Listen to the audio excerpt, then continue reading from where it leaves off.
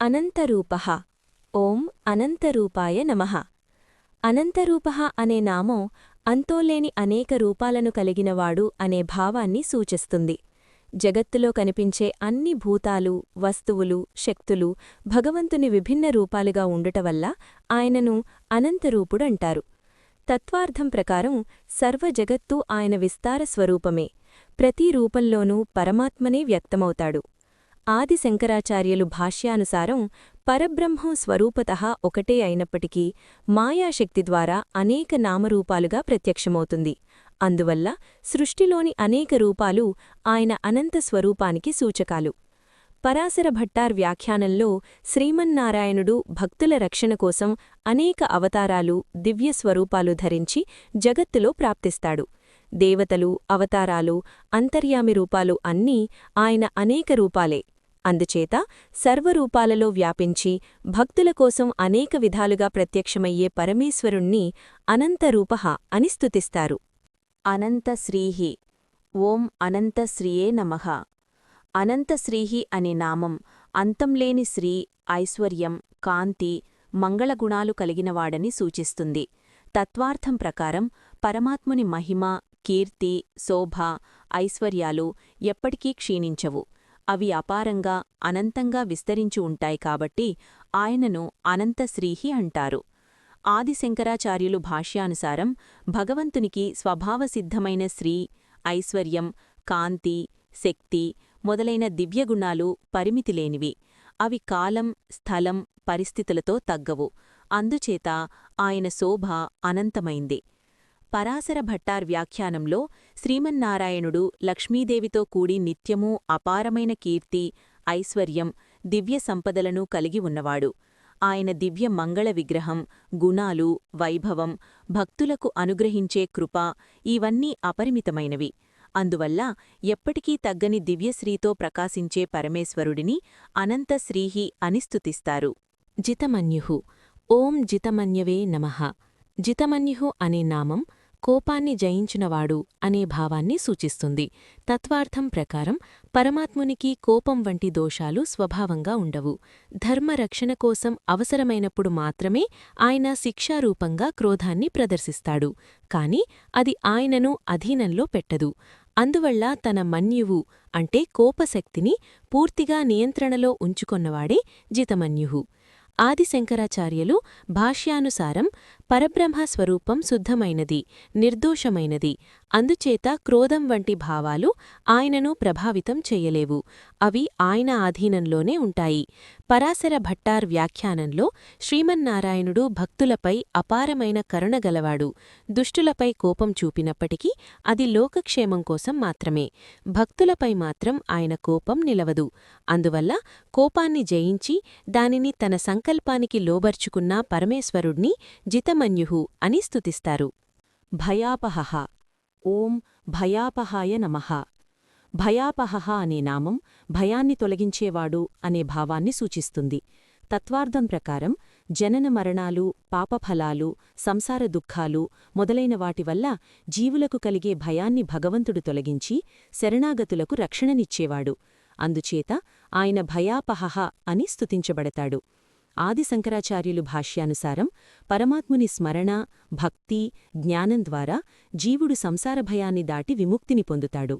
అజ్ఞానమే భయానికి కారణం. దానిని నశింపచేసేది పరబ్రహ్మస్వరూపమే కాబట్టి ఆయన భయాన్ని తొలగించేవాడు.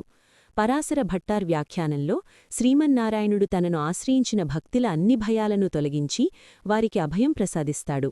రాక్షసులు, శత్రువులు, పాపఫలాలు వంటివాటి నుండి భక్తులను కాపాడి శరణాగతులకు ధైర్యాన్ని ప్రసాదించేవాడు. అందువల్ల భక్తుల హృదయంలోని అన్ని భయాలను నివారించే పరమేశ్వరుడిని భయాపహః అని స్తుతిస్తారు. చతురస్రః. ఓం చతురస్రాయ నమః.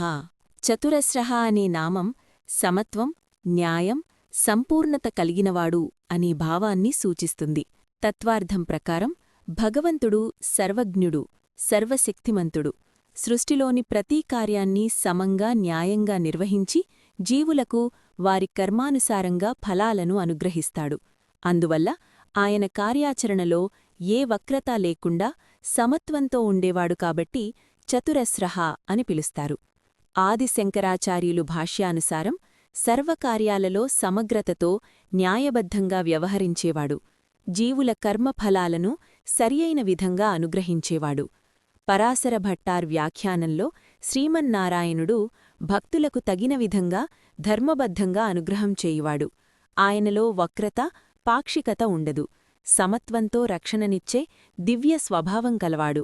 అందుచేత న్యాయస్వరూపుడై సమగ్రతతో కార్యాలను నిర్వహించే పరమేశ్వరుడిని చతురస్రః అని స్తుతిస్తారు. గభీరాత్మ. ఓం గభీరాత్మనే నమః. గభీరాత్మ అనే నామం అగాధమైన, లోతైన స్వరూపం కలిగినవాడు అనే భావాన్ని సూచిస్తుంది. తత్వార్థం ప్రకారం పరమాత్ముని స్వభావం, మహిమ, సంకల్పం, గుణాలు సాధారణ బుద్ధికి అందనివి. సముద్రం ఎంత లోతుగా ఉంటుందో అలాగే ఆయన స్వరూపం కూడా అగాధమైనది. అవగాహన చేయడం కష్టం. ఆదిశంకరాచార్యులు భాష్యానుసారం పరబ్రహ్మ స్వరూపం అత్యంత గూఢమైనది, అప్రాప్యమైనది. ఆయన తత్వాన్ని పూర్తిగా గ్రహించడం సాధారణ జ్ఞానానికి సాధ్యం కాదు. యోగులు ధ్యానమార్గం ద్వారా మాత్రమే కొంతవరకు అనుభవించగలరు. పరాశర భట్టార్ వ్యాఖ్యానంలో శ్రీమన్నారాయణుని గుణాలు, కృప, మహిమలు అపారమైనవి. భక్తుల కోసం సులభంగా ప్రత్యక్షమయ్యేవాడైనా ఆయన అంతర్గత స్వరూపం అగాధమైన దివ్యరహస్యాలతో నిండి ఉంటుంది. అందువల్ల అగాధమైన మహిమతో అవగాహనకు అందని దివ్యస్వరూపం కలిగిన పరమేశ్వరుణ్ణి గభీరాత్మ అని స్తుతిస్తారు. విదిశః. ఓం విదిశే నమః. విదిశః అనే నామం సమస్త దిశలను నియంత్రించేవాడు, అన్ని వైపులా వ్యాపించి ఉన్నవాడు అనే భావాన్ని సూచిస్తుంది. తత్వార్థం ప్రకారం తూర్పు, పడమర, ఉత్తర, దక్షిణ మొదలైన అన్ని దిశలకు ఆధారం పరమాత్మనే. సృష్టిలోని ప్రతి స్థలంలో ఆయన వ్యాపించి ఉండుటవల్ల దిశలన్నీ ఆయన ఆధీనంలోనే ఉంటాయి. ఆదిశంకరాచార్యులు భాష్యానుసారం దిశలు అనేవి భగవంతుని విభూతులలో ఒక భాగం. ఆయన సర్వవ్యాపకుడు కావడంతో అన్ని దిశలలోనూ ఉండి వాటికి నియంత్రకుడిగా నిలుస్తాడు. పరాశర భట్టార్ వ్యాఖ్యానంలో శ్రీమన్నారాయణుడు సర్వలోకాలలో వ్యాపించి భక్తులకు ఎక్కడనుండైనా రక్షణనిచ్చేవాడు. ఆయన ప్రభావం, పరిపాలన అన్ని దిశలకూ విస్తరించి ఉంటుంది. అందువల్ల సమస్త దిశలలో వ్యాపించి వాటిని నియంత్రించే పరమేశ్వరుడిని విదిశః అని స్తుతిస్తారు. వ్యాదిశః. ఓం వ్యాదిసే నమః. వ్యాదిశః అనే నామం సమస్త లోకాలకు, దేవతలకు విధులను ఆజ్ఞాపించి నిర్వహింపచేసేవాడు అనే భావాన్ని సూచిస్తుంది. తత్వార్థం ప్రకారం సృష్టిలో జరిగే ప్రతీ కార్యం పరమాత్ముని సంకల్పానుసారమే జరుగుతుంది. దేవతలు, ప్రకృతి శక్తులు తమ తమ కర్తవ్యాలను ఆయన ఆదేశం ప్రకారమే నిర్వహిస్తాయి.